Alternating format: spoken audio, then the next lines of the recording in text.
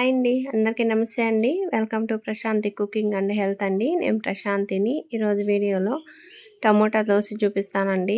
ఎటువంటి పప్పులు నానబెట్టకుండా అప్పటికప్పుడు తయారు చేసుకోవచ్చండి. ఈ టమోటా దోశని మీరు ఉదయం బ్రేక్ఫాస్ట్కైనా, నైట్ డిన్నర్కైనా ఎప్పుడైనా బాగా రుచిగా తినేయచ్చు. 2 తినేవాళ్ళు కూడా 4 తింటారండి. అంత బాగున్నాయి. మీరు ట్రై చేసేయండి. మరి వీడియోలోకి వెళ్ళిపోదాము. చూడండి, సుజీ రవ్వ అండి, 3/4 కప్పు తీసుకున్నాను. అంటే ఉప్మా రవ్వ అంటాం కదా, ఆ రవ్వ. అదే కప్పుతో 1 కప్పు నీళ్ళు తీసుకొని ఈ రవ్వలో వేసేసి ఇప్పుడు ఇదంతా ఒకసారి బాగా కలిసే విధంగా బాగా కలుపుకోండి. అలా గింటితో అంతా బాగా కలుపుకొని ఒక 10-15 నిమిషాల సేపు బాగా నాననివ్వండి. చూడండి, బాగా నానింది. ఒక్కసారి ఇలా కలిపేసుకొని పెద్ద మిక్సీ జార్ తీసుకొని మిక్సీ జార్లోకి ఈ రవ్వ అంతా వేసేసుకోండి. ఇలా రవ్వ నీట్గా వేసేసుకొని ఇప్పుడు 3 టమోటాలండి ఇలాగ శుభ్రం కడిగేసుకొని చిన్న ముక్కలకు కట్ చేసుకున్నాను. అలాగే కొంచెం అల్లం ముక్క తీసుకొని తొక్క తీసేసి ఇలా చిన్న చిన్న ముక్కలు కట్ చేసుకున్నాను.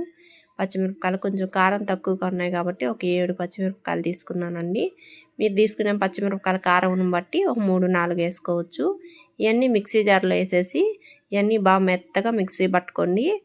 మిక్సీ పట్టేసి గిన్నెలోకి పిండి అంతా పోసుకొని చూడండి, రేషన్ బియ్యం అండి.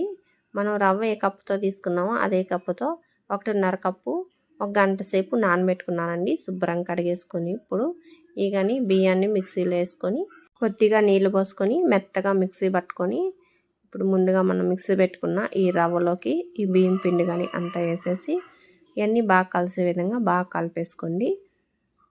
ఇలా అంతా బాగా కలుపుకొని సాల్ట్ అండి, కొంచెం సాల్ట్ వేస్తున్నాను, ఒక 1/2 టీ స్పూన్ అలాగా.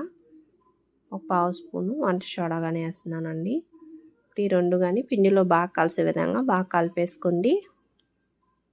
ఇలా అంతా బాగా కలిపేసుకొని స్టవ్ వెలిగించుకొని దోశ ప్యాన్ పెట్టుకొని కొంచెం ఆయిల్ ఇలాగ ఉల్లిపాయతో స్ప్రెడ్ చేసుకోండి. ఇప్పుడు బాగా వేడైన తర్వాత పిండి ఒకసారి కలుపుకొని ఇలాగ దోశ ప్యాన్ మీద పిండి వేసుకొని ఇదంతా పిండి స్ప్రెడ్ చేసుకోండి. రౌండ్గా చక్కగా దోశని ఇలా పోసుకొని కొంచెం ఉల్లిపాయలు అండి, సన్నగా తరిగిన ఉల్లిపాయలు ఇలాగ దోశ పైన వేసుకుంటే బాగుంటుంది. ఆరోగ్యానికి కూడా చాలా మంచిది. అలాగే దోశ చుట్టూరా కాస్త ఆయిల్ వేస్తున్నాను. ఒక సైడ్ కాలిన తర్వాత ఇలా రెండో సైడ్ తిప్పుకోండి. ఇటు సైడ్ కానీ కొంచెం కాలిన తర్వాత ప్లేట్లోకి తీసుకోవటమేనండి.